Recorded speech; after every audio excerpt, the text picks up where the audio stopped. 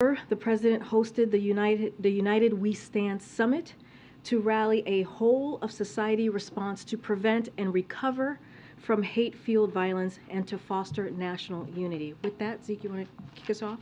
Thanks, Karine. The President's back from his physical. Hopefully to get a readout position at some point. So, as you just mentioned, the President has his physical this morning. It was very much, the exam was straightforward. And as you all saw, he returned to the White House to get back to work.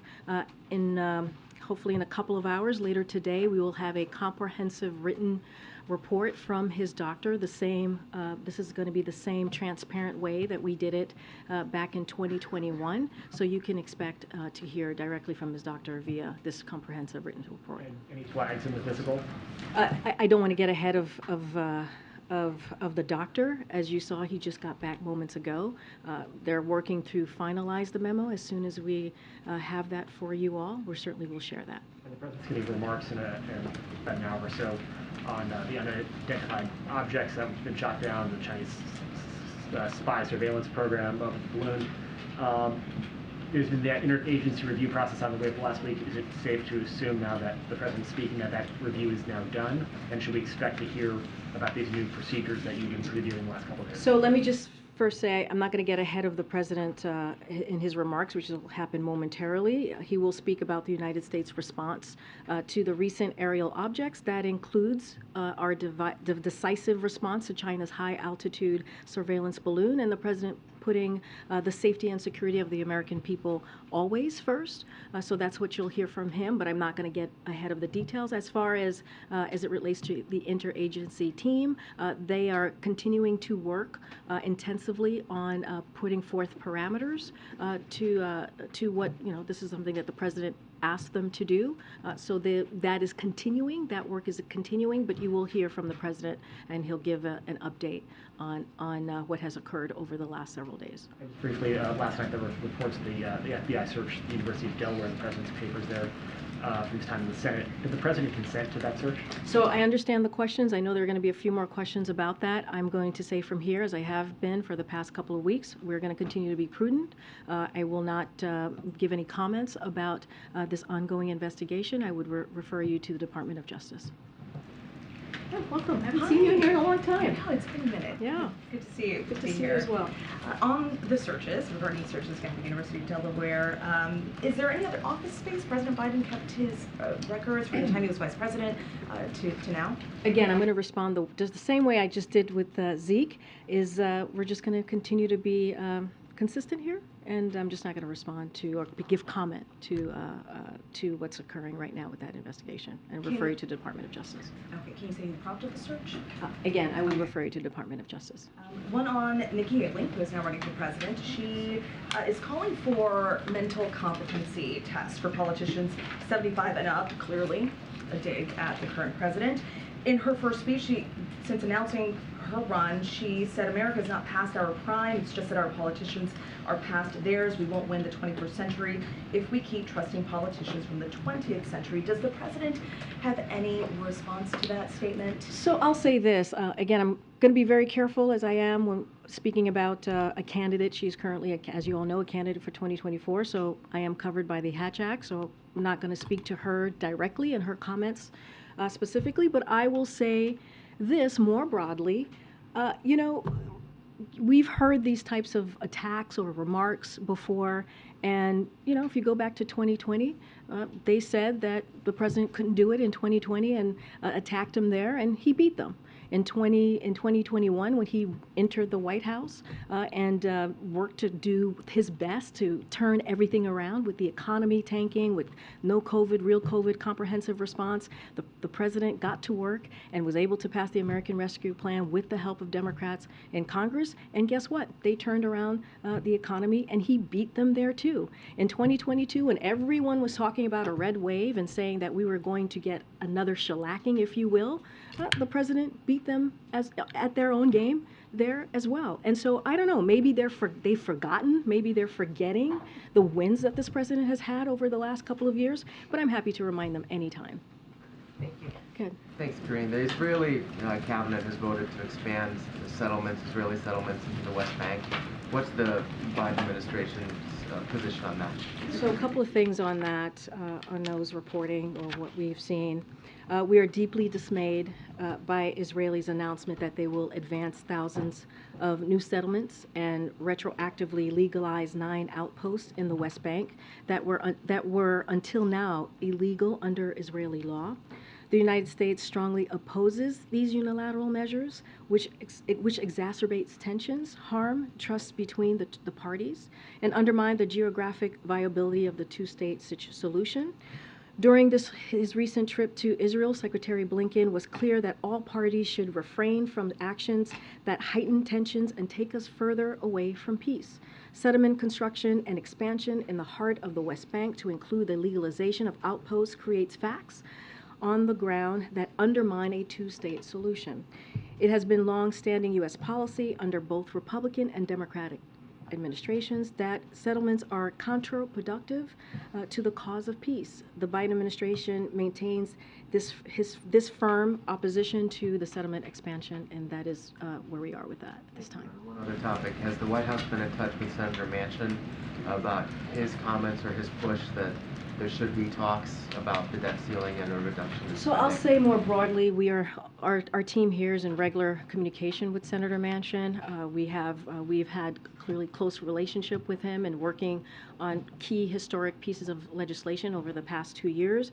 Look, the president's stance on negotiation stands, right, which is he does not believe, as it relates to the debt ceiling, that we should be negotiating. That is not his belief. His belief, it is a constitutional duty of Congress to deal with the debt ceiling, just like they have done multiple times, 3 times with the last president. There should not be conditions around this. We should not be negotiating.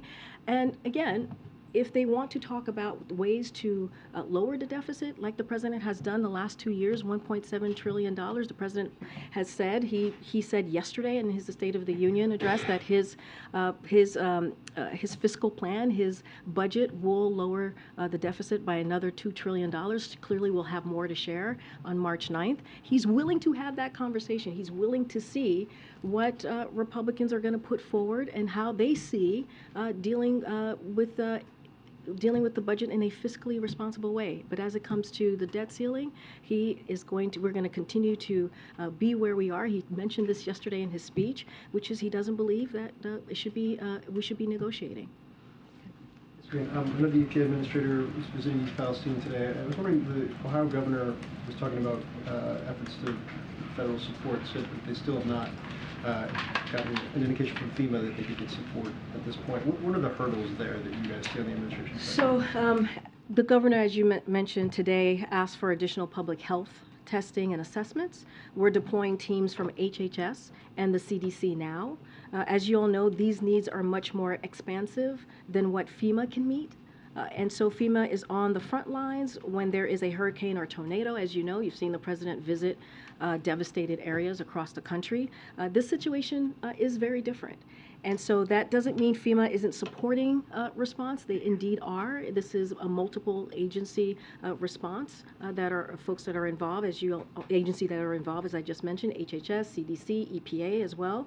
And they are coordinating with the Emergency Operations Center and working closely with the Ohio Emergency Management Agency. Each federal agency has its own unique role here. And we've mobilized an interagency team to get the people of Palestine, of East Palestine to be more exact, the support that they need. And look, our priority, as I said 2 days ago, is the health and safety of the community. That is indeed our top priority for the moment as we look at what they're dealing with in Ohio. Just one more on a foreign policy topic.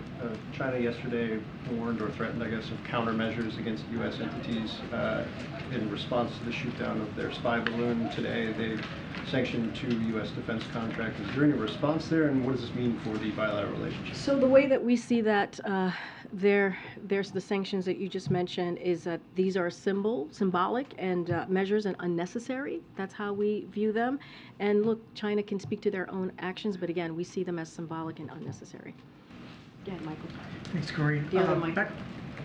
There's 2 mics. Okay, go ahead. On the train derailment in Ohio, Secretary Buttigieg has gotten some criticism, much of it in Ohio, some of it from Democrats and Republicans, who argue that he waited too long to respond, and then he's seemed to be fixated on trying to deflect blame to the previous administration. So does the president, is he satisfied with the government's response to this derailment? And does he have confidence in, continue Yes, to have confidence in? absolutely. I can answer that very quickly and very with confidence from here that we do have absolute confidence in Mayor Pete. And I always say that, Secretary Buttigieg. All right. Go ahead. Thanks, Karine. There's been some reporting about this, but it would be great to hear about it from you. When did the U.S. first begin tracking the balloon? Was it when it first took off from Hainan Island? So that's a good question. I know that the Pentagon has answered that before, actually laid out a timeline of when that all occurred. I don't have that in front of me to share with all of you, so I would point you to the Pentagon. And so, again, they've had detailed information on the tracking of the balloon and when it was first, I guess, seen or visible to them, and also laid out when the president was informed. I just don't have that it's in great detail. I just don't have that in front of me at this time. And has the intelligence community now concluded that it likely began heading east but veered off course, and that's why it ended up traversing the United States? So look, I want to be really mindful here because I have heard this before. I don't have any specifics to share on that. You're talking about the Hawaii and the Guam piece to this. So I just want to be super careful there, and I would probably refer you to the Pentagon. What we think that they are doing is they are deflecting. They're coming up with excuses and trying to spin this. And at the end of the day, their surveillance balloon was indeed in our airspace. And they said it was, as you all know, they said it was a potential weather balloon, which it was not. And so it's been very clear. All of the American people, the entire world saw what China did, and it was irresponsible. Chinese officials were initially not very responsive, for example, when the Secretary of Defense tried to get a hold of them. Are they being more responsive now? So I'll say this, our approach with China is going to continue to be calm, resolute, and practical. And we have said this before, we are going to continue to keep our airways, our communication lines open and continue to have those conversations as we have been before the China surveillance balloon and after. But look, again, what they did was irresponsible. It is up to China to decide how they want to move forward with this relationship. As you all know, the President and President Xi met at the G20. They said that they would be good actors. They were a country that we can work with. And let's see, are they going to build on that and show that is something that they are willing to do? And that's on them. But are they picking up the phone? Are they communicating? I'm not going to go into details on diplomatic conversations or discussion that's currently happening, but I can say that the lines of communication has been open. There has been discussions. Like I said, days before the balloon went on its path, and certainly after. Karine, thank you so much. The Vice President said on China, kind of following up on what Nancy was asking you, I don't think this issue with the Chinese spy balloon has changed relations with China. Does the President agree with that assessment? How is the administration viewing the broader I mean, it's very much to what I was just saying, what our approach to China is going to continue to be, which is calm, resolute, and practical. We're going to, the President has been very clear, we will continue to keep open lines of communication with China. That has not changed. And we saw China's behavior. It was irresponsible. And visible. Changed in the wake of this, Karine, because we heard a lot of top officials say clearly this was a violation of the U.S. sovereign airspace. And you've heard us say this from here too. It was a violation of U.S. airspace, and we have been very clear with our communications with China. That has not changed. You saw how Secretary Blinken postponed his trip to China because of their irresponsible behavior. I don't have a trip to announce from here or when that trip is going to continue. That is something that the secretary is going to decide with the president. But again, we have been very clear. What China did was irresponsible. It was irresponsible actions. What's the level of expectation that Secretary Blinken will meet with his Chinese counterpart in Munich? I'm not going to get ahead of that. Like I said, the lines of communication has continued to be open, and we will continue to have those discussions. And again, and as I mentioned moments ago, you're going to hear from the president. He's going to speak very decisively about our response to China's high-altitude surveillance balloon. So you'll hear from the president, and he'll lay that out. Try one more time on Nikki Haley's comments. I heard you respond to what she said. But more broadly speaking, if the American public decides, or it becomes clear that there's a broad desire to have a competency test for all of the candidates above the age of 75, would the president submit to that? I'm just not going to get into hypotheticals from here. Go ahead. Karine, can you talk about what qualities the president would look for in the next World Bank president, and are there any candidates at this time? I don't have anything to share on that, and I'm just going to let the president do his process and how he's going to move forward, but I'm not going to go into details. One more. Tesla workers in Buffalo, New York say that a number of employees were terminated after they announced plans to form a union. Does the White House have any response to that? So not going to speak to specific efforts from here, but what I'll say is the president supports fundamental rights for workers under the National Labor Relations Act, including the right to organize free from intimidation or coercion. That's why he's adopted a strong leadership team and increased funding for the NLRB, and has urged Congress to pass the PRO Act to strengthen opportunities for private sector workers to make a free and fair choice. But I'm not going to speak to the specific actions that have been reported today. Can I follow on the Tesla question? Biden has obviously said he's the most pro-union president.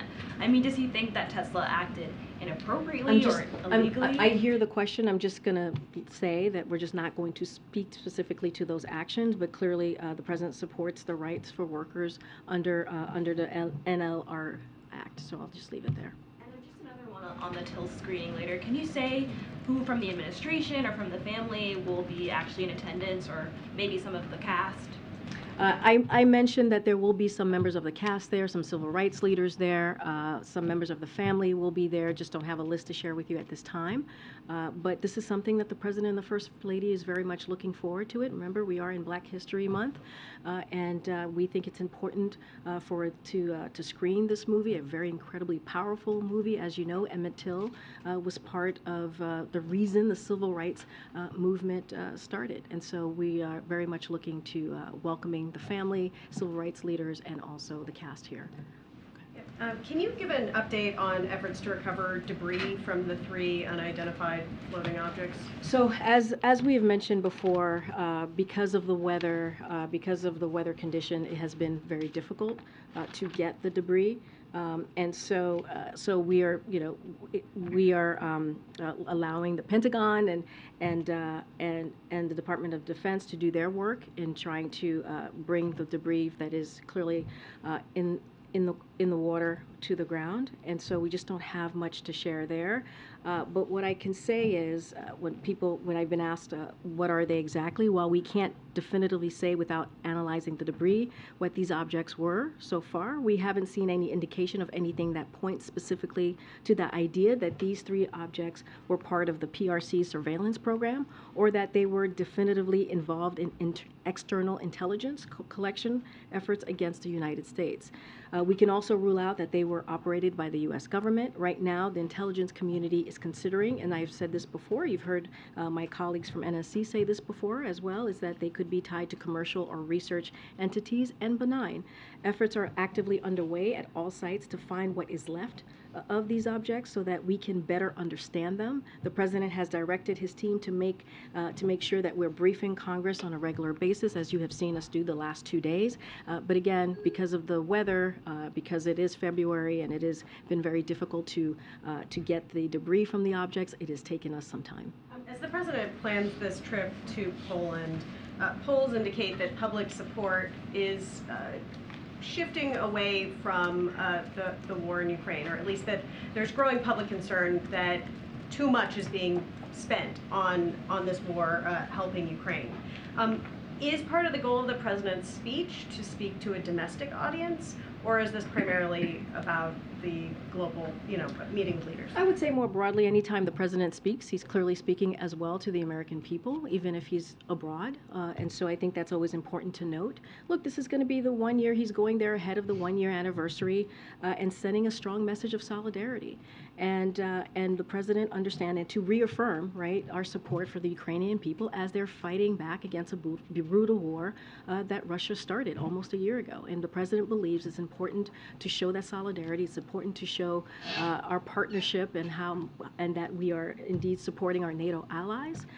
And so that's what you're going to see. And also the eastern flank, right? We're going to Eastern Europe, as you just mentioned. And so, look, we're going to show that unity. We're going to show that support. We're going to show that it is important to be there when a country is fighting for their democracy, fighting for their sovereignty. And that's what you're going to see from the president. And of course, anytime the president speaks, he's of course speaking as well to the American people. The mayor of East Palestine said yesterday was the first time he had heard anything from the White House about the train derailment. Could you talk a little bit about the White House's outreach and what you plan to do in the days ahead and why you had reached out earlier? So again, the health and safety of the community is our top priority. I mentioned, I believe on Tuesday, that EPA had been on the ground since February 4th. And so they have been on the ground for some time, but I can give you a little bit of where we are today. President Biden spoke directly to Governor DeWine to offer federal assistance, and the EPA administrator, Michael Regan, is in East Palestine now. I believe he's going to be holding a press conference in about 20 minutes or so, and to talk about the ongoing efforts and what we're doing on the ground. Multiple federal agencies have been on the ground, as I just mentioned, some of them since February 4th, working hand in glove with the state and local officials who are leading the emergency response efforts. They're working to get to the bottom of what caused the derailment, monitoring air quality, collecting soil samples, testing surface and groundwater for any contaminants. And I know we understand the residents are concerned, as they should be, and they have questions. That's all understandable. And we're going to get to the bottom of this. We're going to try and figure out an answer to what occurred. So we're going to get through this together. We're going to hold Norfolk Southern accountable.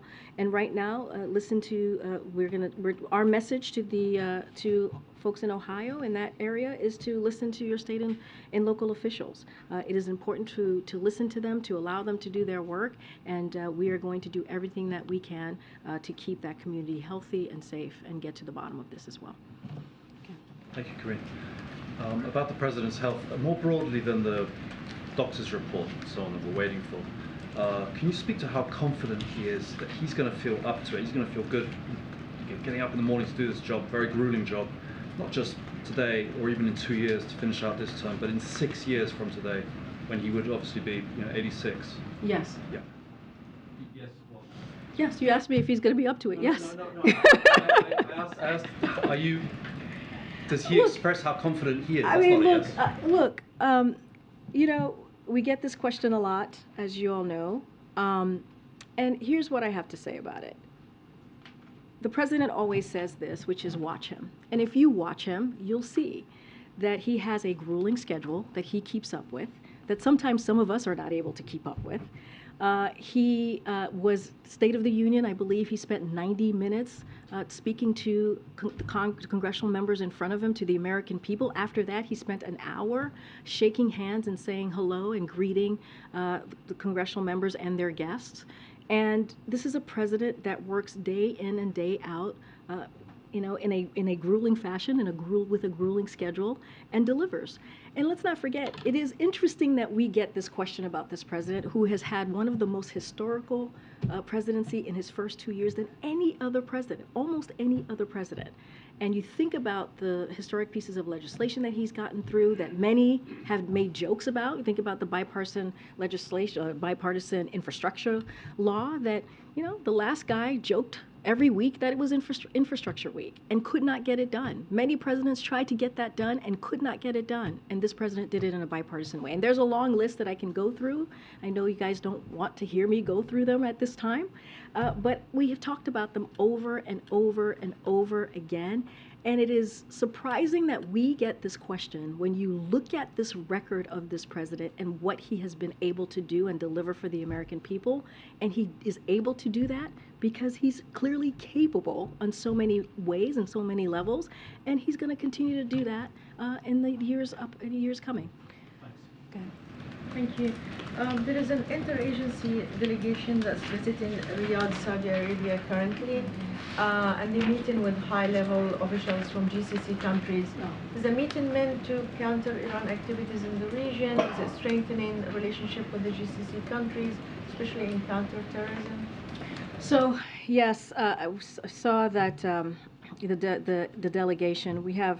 I have a response for you here. The senior officials of the United States and members of the Gulf Cooperation Council (GCC) convened a meeting of the working group on Iran at the GCC's headquarters yesterday, as you noted. The working group affirmed the long-standing partnership between the United States and the members of the GCC and our shared determination to contribute to regional security and stability. The United States and GCC member states condemned Iran's continued destabilization policies, including its support for terrorism and the use of advanced missiles, cyber weapons, and unmanned aircraft systems, and their proliferation in the region and around the world. The United States and GCC member states raised their grave concern about the Iranian military's deepening two-way cooperation with state and non-state actors, including Iran's ongoing provision of conventional weapons, advanced missiles, and the UAS systems to the Houthis that have prolonged the conflict in Yemen, worsening the humanitarian disaster there. They further underlined that Iran's nuclear advances, as documented by the IAEA, have no credible civilian purpose and are gravely exacerbating regional and global tensions. They called on Iran to immediately reverse course, cease its nuclear provocations, engage in meaningful diplomacy, and fully cooperate with the International Atomic Energy Agency investigations. The United States and GCC member states expressed their commitment to expanding defense cooperation, and I will leave it there. Just to follow up on the settlements question, will there be any consequences for Israel over this expansion and of the outposts? And I'm not going to go beyond the statement that we've put out. The State Department actually spoke to this as well, as I just laid out how we see what just occurred with the settlement. I'm just not going to go beyond that. Yeah, Stephen. A question for the record about the physical, and then I'll ask you something else. The last time the president had a physical in November of 2021, he was sedated during a colonoscopy. Power was temporarily transferred to the vice president. Did that happen today? So last year, as you know, he had a colonoscopy last year, and which was entirely normal, and therefore he did not need a screening this year. So that's why you won't see that occurring once again this year. This morning, CBS News reported that an unknown number of veterans, service members who were kicked out of the military for being gay or lesbian, have tried to get their discharges upgraded from less than honorable. Apparently, there's a bureaucratic morass. It can take months. Is the president aware of this problem? Is there anything he can do about it? So the president, and you've heard him say this before, you've seen it in statements, you heard him say it, he believes our country and our military are stronger when everyone qualified to wear the uniform can do it without discrimination. That is the president's belief. That's something the president also believes very strongly, given his leadership helping repeal, if I know you follow this, the terrible policy of Don't Ask, Don't Tell, which inflicted great harm on service members and their families. Under his leadership, the military doesn't just welcome LGBTQ plus service members, it's led at the highest levels by brave LGBTQ plus veterans. It's concerning, it is very concerning that veterans who were unfairly discharged under the Don't Ask, Don't Tell has been facing these challenges to upgrade their discharge, denying them benefits they have earned. And it's something we are definitely going to look into. The Department of Defense has worked to simplify the process of applying to the Military Department Discharge Review Boards to correct past records. And they have also conducted outreach campaigns to make sure that veterans know how to access this process, which is critical because no veteran should feel overlooked. or that the process is inaccessible. So something that we are looking towards, and we find this, we think it's an important issue that we need to make sure that we evaluate and assess. Hi, Karine. I just wanted to ask about the East Palestine matter again. So there, in the immediate aftermath of that, Norfolk Southern offered a rather modest donation to residents, $25,000. And last night there was a public meeting at which Norfolk Southern didn't appear. What did the White House make of that response? Say that one more time, Norfolk Southern. There was a public meeting at which its representatives did not appear, having previously said they would. What does the White House make of that? So look, I can't speak to the appearance or non-appearance of them. What I can say is what we're focused on. As I mentioned, there is a multi-agency response to what is occurring in East Palestine, and we take this very seriously. We are going to be committed to making sure that the safety and the health of the community is addressed. And as you just heard me say, the EPA administrators on the ground currently, and the president has been in regular touch with the governor. And just to follow up with one thing, there was a bipartisan letter, one Republican and 3 Democrats, calling for the EPA to use its existing authority to ensure that Norfolk Southern pays for the cleanup. Is that something? Look, as you know, there's an active investigation underway. So the National Transportation Security Board is on site and looking into the cause of the derailment. I just don't want to get ahead of it at this time. But again, an active situation happening in this. Okay, you have the last question. I want to ask you the congressional budget report. So the president said that he has cut the deficit over the past 2 years, but isn't that misleading for Americans because it was the COVID spending that ended that really brought that money down, as well as the president signing an increase in ongoing federal spending. And now the CBO is saying the federal deficit this year is $1.4 trillion and averaging $2 trillion until 2033.